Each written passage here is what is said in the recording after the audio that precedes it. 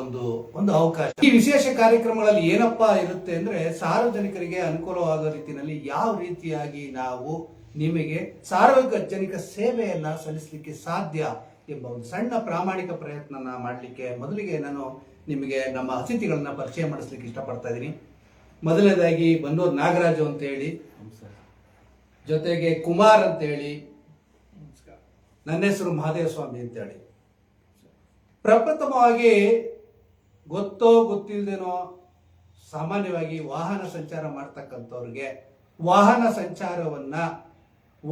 ಸಂಚಾರ ಯಾವ ರೀತಿ ಇರ್ತದೆ, ನಿಯಮಗಳ ಅನುಸಾರವಾಗಿ ವಾಹನ ಸಂಚಾರ ಮಾಡಬೇಕು. ಇದನ್ನ ಪ್ರಪ್ರಥಮವಾಗಿ ಏನು ಅಂದ್ರೆ LLR ಕೊಡ್ತಾರಲ್ಲ, ಆ LLR ಕೊಟ್ಟ ನಂತರ DL ಪಡೆಯೋದಕ್ಕೂ ಮುಂಚೆ ಅನುಸರಿಸಬೇಕಾದ ಕ್ರಮನೂ ಕೂಡ ಕಡ್ಡಾಯವಾಗಿರ್ತದೆ. ಇದರ ಅನುಸರಣೆಯಲ್ಲಿ ಕೆಲವರಿಗೆ ಮಾತ್ರ, ನಾನು ಎಲ್ಲರಿಗೂ ಹೇಳ್ತಾ ಇಲ್ಲ, ಕೆಲವರು ಇದನ್ನು ಅನುಸರಿಸದೇ ಇರೋ ಕಾರಣವಾಗಿ ತಮಗೆ ಸಂಚಾರಿ ನಿಯಮಗಳನ್ನ ಪಾಲನೆ ಮಾಡೋದ್ರಲ್ಲಿ ನ್ಯೂನತೆಯನ್ನ ಹೆಚ್ಚು ಕಂಡು ಬರ್ತಾ ಇದೆ ಅಂತೇಳಿ ನಮ್ಮ ಗಮನಕ್ಕಾರ ತಿಳಿದು ಬಂದಿದೆ. ಅದರಲ್ಲೂ ಕ್ಯಾಮರಾಗಳು ಎಲ್ಲಿದ್ದಾವೆ ಅಂತ ಕೆಲವರು ಗೊತ್ತಿರೋರು ಏನ್ ಮಾಡ್ತಾರೆ, ಅದನ್ನ ತಪ್ಪಿಸ್ಕೊಂಡು ಹೋಗುವಂತ ಮಾರ್ಗದಲ್ಲಿ ತಮ್ಮ ಆತುರದಲ್ಲಿ ಅಪಘಾತಕ್ಕೆ ಅವಕಾಶ ಮಾಡಿಕೊಡ್ತಾರೆ. ದಯಮಾಡಿ ಅದನ್ನ ಮಾಡಬೇಡಿ. ಸಂಚಾರಿ ನಿಯಮಗಳನ್ನ ದಯಮಾಡಿ ಪಾಲಿಸಲೇಬೇಕು. ಸಂಚಾರಿ ನಿಯಮಗಳ ಪಾಲಿಸಿದ್ರೆ ನಿಮಗಲ್ಲದನೆ ನಿಮ್ಮನ್ನ ನಂಬಿಕೊಂಡಿರ್ತಕ್ಕಂಥ ಮನೆಯಲ್ಲಿರ್ತಕ್ಕಂಥ ಹೆಂಡತಿ ಆಗ್ಬೋದು, ಮಕ್ಕಳಾಗ್ಬೋದು, ತಂದೆ ಆಗ್ಬೋದು, ತಾಯಿ ಆಗ್ಬೋದು, ಎಲ್ರಿಗೂ ಕೂಡ ನಿಮ್ಮ ಒಂದು ಪ್ರಾಣ ಅಷ್ಟು ಜನಗಳನ್ನ ನಂಬ್ಕೊಂಡಿರ್ತದೆ. ಹಾಗಾಗಿ ನೀವು ಸರ್ಕಾರವನ್ನ ದೂರಣೆ ಮಾಡೋದ್ರಲ್ಲಿ ಅಥವಾ ಪೊಲೀಸ್ ಇಲಾಖೆಯನ್ನ ದೂರಣೆ ಮಾಡೋದ್ರಲ್ಲಿ ತಪ್ಪಿದೆ. ಪೊಲೀಸ್ನವರು ವಿನಾಕಾರಣ ನಮಗೆ ತೊಂದರೆ ಕೊಡಲ್ಲ. ಪೊಲೀಸ್ನವರು ಅವರ ಕೆಲಸವನ್ನ ಮಾಡ್ತಾ ಇರ್ತಾರೆ. ಆದರೆ ಪೊಲೀಸ್ನವರಿಂದ ತಪ್ಪಿಸ್ಕೋಬೇಕು ಅನ್ನೋ ಒಂದು ಪ್ರಮೇಯ ಮಾಡ್ತಿರಲ್ಲ, ಸಾಹಸ ಮಾಡ್ತಿರಲ್ಲ, ಇದರಿಂದ ನಿಮ್ಮ ಪ್ರಾಣಕ್ಕೆ ಕುತ್ತು ಬರುವಂತ ಎಲ್ಲಾ ಲಕ್ಷಣಗಳಿರ್ತವೆ. ಹಾಗಾಗಿ ಆ ಕೆಲಸಕ್ಕೆ, ಆ ಸಾಹಸಕ್ಕೆ ಕೈ ಹಾಕಬೇಡಿ. ಅದಕ್ಕಾಗಿ ಸರ್ಕಾರ ವಿನೂತನವಾದಂತ ಯೋಜನೆಗಳನ್ನು ಮಾಡಿರುತ್ತೆ. 12ನೇ ತಾರೀಕು 12ನೇ ತಿಂಗಳು ಅಂದ್ರೆ ನಾಳಿದ್ದು 2 ದಿನ, ಇದು ಕೊನೆಯ ದಿನಾಂಕ. ಯಾಕೆ?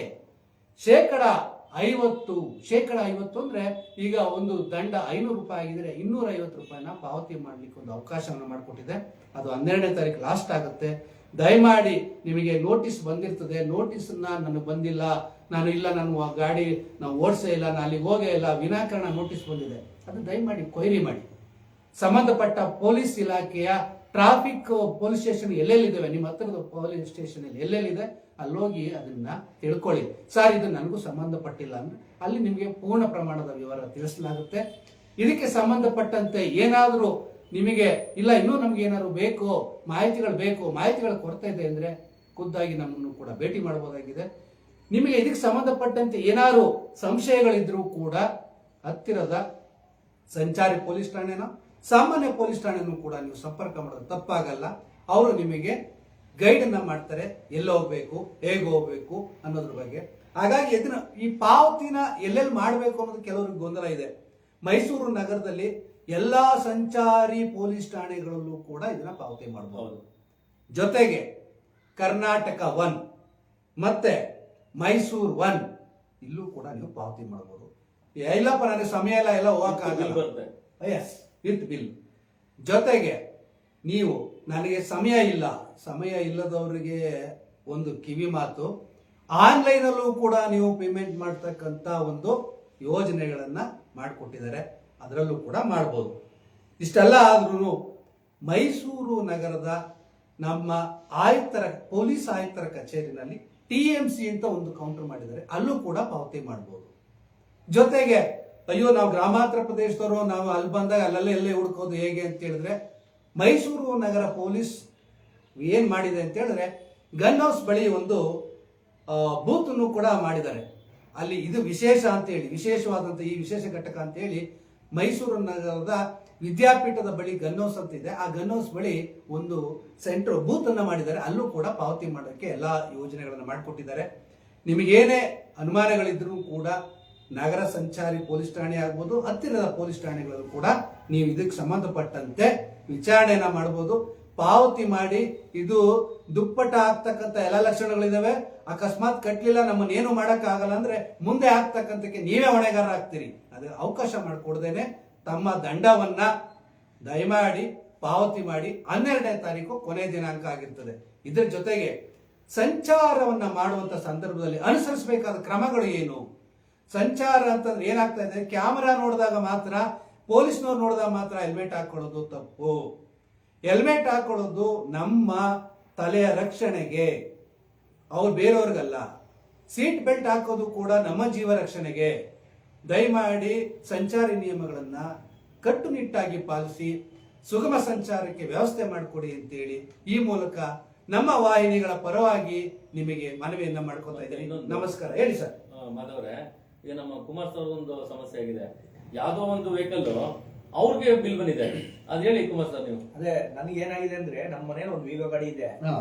ಆ ವೀಗೋ ಗಾಡಿಗೆ ಕ್ಯಾಮ್ರಾದಲ್ಲಿ ಯಾರೋ ಫೋಟೋ ತೆಗೆದು ಇದು ಮಾಡಿದ್ದಾರೆ. ಅಂದ್ರೆ ಹೀರೋ ಹೊಂಡಾ ಗಾಡಿಗೆ ಅದು ಫೈನ್ ಬಂದಿರೋದು, ನನ್ನ ಗಾಡಿ ನಂಬರ್ ಅವನು ಮೆನ್ಷನ್ ಮಾಡಿ.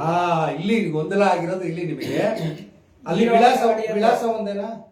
ವಿಳಾಸ ಇಲ್ಲ, ಗಾಡಿ ನಂಬರ್ ಇಂದ ನಮ್ಗೆ ಬಂದಿದೆ. ಗಾಡಿ ನಂಬರ್ ನಂದೇನೆ, ಬಟ್ ಅದು ಗಾಡಿ ಬಂದು ನನ್ನ ನಂಬರ್ ಹಾಕಿರೋದು ಹೀರೋ ಹೊಂಡಾ ಗಾಡಿಗೆ. ಇದು ಮೊಪೆಡೋ, ಅದು ಬೈಕು. ಇಲ್ಲಿ ಗೊಂದಲ ಆಗಿದೆ. ಈ ಗೊಂದಲ ನಿವಾರಣೆ ಆಗ್ಬೇಕು ಅಂದ್ರೆ RTO ಆಫೀಸ್ ಹೋಗ್ಬೇಕು. RTO ಆಫೀಸ್ ಅಲ್ಲ, ನಮ್ಮ ಸಂಚಾರಿ ಪೊಲೀಸ್ ಠಾಣೆಯಲ್ಲಿಯೇ ಒಂದು ಇದಕ್ಕೆ ಸಂಬಂಧಪಟ್ಟದ್ದು ಇದೆ. ಅಲ್ಲಿ ಬಂದು ನೀವು ಎನ್ಕ್ವೈರಿ ಮಾಡಿದ್ರೆ ಅಲ್ವಾ ಗೊತ್ತಾಗ್ತದೆ. ಕೆಲವು ಏನಾಗ್ತದೆ ಅಂದ್ರೆ ರಿಫ್ಲೆಕ್ಸ್ ಆದವರು ಕೂಡ ಈಗ ಒಂದರ ಟೆಕ್ನಿಕಲ್ ಪ್ರಾಬ್ಲಮ್ ಅಂತಾರೆ ಇದನ್ನ. ಆ ಟೆಕ್ನಿಕಲ್ ಪ್ರಾಬ್ಲಮ್ ನಿವಾರಣೆ ಮಾಡ್ಕೋಬೇಕು ಅಂದ್ರೆ ತಾವು ಖುದ್ದಾಗಿ ಅಲ್ಲಿ ಹೋಗಿ ಭೇಟಿ ಮಾಡಿ ನಿಮ್ಗೆ ಎಲ್ಲಾ ರೀತಿಯ ಒಂದು ಸಮಸ್ಯೆ ನಿವಾರಣೆ ಆಗ್ಲಿಕ್ಕೆ ಅವಕಾಶಗಳಿದಾವೆ. ಖಂಡಿತ ಆಗ್ಬೋದಾ? ಹೌದೌದು. ಯಾಕಂದ್ರೆ ನೀವು ಹೇಳ್ದಂಗೆ ಇವತ್ತು ಟ್ರಾಫಿಕ್ ರೂಲ್ಸ್ ಬಹಳ ಸಮಸ್ಯೆ ಆಗ್ತಿರೋದು. ಪ್ರಾಬ್ಲಮ್ ಏನಾಗ್ತಾ ಇದೆ ಅಂದ್ರೆ ಸರ್, ಎಲ್ಲ ಸ್ಟಿಕ್ಕರ್ ಅಂಟಿಸ್ಕೊಂಡು ಬಹಳ ಮಹಾ ಅಪರಾಧ ಅದು. ಸ್ಟಿಕ್ಕರ್ ಅಂಟಿಸ್ಕೊಂಡು ಹೋಗ್ಬಾರ್ದು. ನನಗೂ ಕೂಡ ಫೈನ್ ಇದೆ, ನಾನು ಕೂಡ ಕಟ್ತೀನಿ. ಆದ್ರೆ ಸ್ಟಿಕ್ಕರ್ ನಾವು ಯಾವ್ದು ಅಂಟಿಸಿಲ್ಲ, ಅಂಟಿಸಬಾರ್ದು. ಯಾವ ತರ ಸ್ಟಿಕ್ಕರ್? ಅದೇ ಒಂದ್ ನಂಬರ್ ಅವೆಲ್ಲ ಮಾಡಬಾರ್ದು. ಇದು ಅಫೆನ್ಸ್. ಹೌದೌದು. ಜೊತೆಗೆ ಇದಕ್ಕೆ ಇನ್ನೂ ಹೆಚ್ಚಿನ ಒಂದು ದಂಡನ ಪಾವತಿ ಮಾಡ್ಬೇಕಾಗುತ್ತೆ. ಸಾರ್ವಜನಿಕರು ಏನ್ ಮಾಡ್ತಾರೆ, ನಾವು ಗಮನಿಸಿದೀವಿ, ನಾವು ಸಂಚಾರ ಮಾಡ್ಬೇಕಾದ್ರೆ ಏನ್ ಮಾಡೋದು, ಹೆಲ್ಮೆಟ್ ಇರ್ಲಿಲ್ಲ ಅಂದ್ರೆ ಹಿಂದ್ಗಡೆ ತಮ್ಮ ಬ್ಯಾಗ್ ಅನ್ನ ತೆಗೆದು ಹಿಂದೆ ಇಟ್ಬಿಡೋದು, ಗಾಡಿ ನಂಬರ್ ಕಾಣಬಾರ್ದು ಅಂತ ಹೇಳಿ. ಜೊತೆಗೆ ಮುಂದ್ಗಡೆ ಒಬ್ಬರೇ ಸಿಂಗಲ್ ಹೋಗ್ತಿದ್ರೆ ಮುಂದ್ಗಡೆ ಗಾಡಿಗೆ ಅಡ್ಡ ಮಾಡುವಂತದ್ದು, ಇದೆಲ್ಲ ತಪ್ಪಾಗ್ತದೆ. ಆಮೇಲೆ ನಂಬರ್ ಕ್ರಿಮಿನಲ್ ಅಫೆನ್ಸ್ ಅದು ಮಾಡ್ಕೊಡುದು. ಸಂಚಾರಿ ನಿಯಮವನ್ನ ಪಾಲಿಸಿದ್ರೆ ನಮ್ಮ ಒಳಿತಿಗಾಗಿ ಮಾಡಿರ್ತಕ್ಕಂಥದ್ದು, ಇದನ್ನು ಬಳಸ್ಕೊಳ್ಳೋದು ಕೂಡ ನಮಗ್ ಸೇರುವಂತದ್ದು. ಆಗ್ಬೋದಾ? ಖಂಡಿತ ಖಂಡಿತ. ಧನ್ಯವಾದಗಳು ಸರ್. ನಮಸ್ಕಾರ ಎಲ್ಲರಿಗೂ. ಇದೊಂದು ಮಾಹಿತಿ ನಾವು ಪೊಲೀಸ್ ಇಲಾಖೆ ತಗೊಂಡು, ಅವರ ಒಂದು ಇನ್ಫಾರ್ಮೇಶನ್ ತಗೊಂಡು, ಮತ್ತೆ ಅದೊಂದು ಏನು ಲಾಸ್ಟ್ ಡೇಟ್ ಏನು 12ನೇ ತಾರೀಕು ಪೊಲೀಸ್ ಇಲಾಖೆ ಹೇಳಿರುವಂತದ್ದು ನಾವು ಹೇಳ್ತಾ ಇಲ್ಲ. ಎಲ್ಲಾ ಮಾಹಿತಿ ಪೊಲೀಸ್ ಇಲಾಖೆಯಿಂದ ಪಡ್ಕೊಂಡು ಇದೇ ತಾನೇ ಈ ಒಂದು ಲೈವ್ ಸುದ್ದಿನ ನಾವು ಮಾಡ್ತಾ ಇದೀವಿ. ನಾವು ಮಾಡ್ತಾ ಇರೋ ಜಾಗ ಬಂದು ಇವತ್ತು ನಾವು ಮೈಸೂರು ಸೋಷಿಯಲ್ ಮೀಡಿಯಾ ಮತ್ತೆ ಡಿಜಿಟಲ್ ಮೀಡಿಯಾ ಮತ್ತೆ ಪಾಕ್ಷಿಕ ಪತ್ರಿಕೆ ಮತ್ತೆ ವಾರ ಪತ್ರಿಕೆಯ ಒಂದು ಸಣ್ಣ ಆಫೀಸ್ ಮಾಡ್ಕೊಂಡು ಇವತ್ತು ಜನಸಾಮಾನ್ಯರಿಗೆ ಮತ್ತೆ ಎಲ್ರಿಗೂ ಕೂಡ ಇವತ್ತು ಇಲ್ಲೊಂದು ಪ್ರೆಸ್ ಮೀಟ್ ಮಾಡಕ್ಕೆ ಅವಕಾಶ ಮಾಡಿಕೊಟ್ಟಿರುವಂತ ನನ್ನ ಸ್ನೇಹಿತರ ಜೊತೆ ಕೂಡ ನಾವು ಇರುವಂತದ್ದು. ಇಲ್ಲಿ 10 ಜನ ಇಲ್ಲಿ ಅವ್ರದೇ ಆದಂತ ಉದ್ಯೋಗ ಇರುವಂತ ಮಾಧ್ಯಮ ಮಿತ್ರರು ಕೂಡ ಇದ್ದಾರೆ. ಅವ್ರದೇ ಸ್ವಂತ ಪತ್ರಿಕೆಗಳು, ಸ್ವಂತ ಚಾನೆಲ್ಗಳು ಇಟ್ಕೊಂಡ್ರು. ಹಾಗಾಗಿ ನಾವು ಕೂಡ ಒಂದು ಸಣ್ಣ ಅಳಿಲು ಸೇವೆ ಮಾಡೋದಕ್ಕೆ ಮೈಸೂರಿನಲ್ಲಿ ಇವತ್ತು ನಮ್ಮ ಆಫೀಸ್ ಕೂಡ ಇದೆ. ಈ ಆಫೀಸ್ ಬಂದು ಜಯನಗರದಲ್ಲಿ ಅಂತ ಸಾಂಕೇತಿಕ ಒಂದು ಹಾಸ್ಟೆಲ್ ಪಕ್ಕ ಇದೆ. ಇಲ್ಲಿ ಸಂಕೇತಿ ಭವನ ಅಂತ ಹೇಳಿದ್ರೆ ಯಾರು ಬೇಕಾದ್ರೂ ಹೇಳ್ತಾರೆ ಜಯನಗರದಲ್ಲಿ, ಅಲ್ಲಿ ಇದೀವಿ. ಹಾಗಾಗಿ ಯಾರು ಬೇಕಾದ್ರೂ ಬಂದು ಪ್ರೆಸ್ ಮೀಟ್ ಕೂಡ ಇಲ್ಲಿ ಮಾಡಬಹುದಾಗಿ ಈ ಮೂಲಕ ಕೇಳ್ಕೊತೀವಿ. ನಮಸ್ಕಾರ ಎಲ್ರಿಗೂ.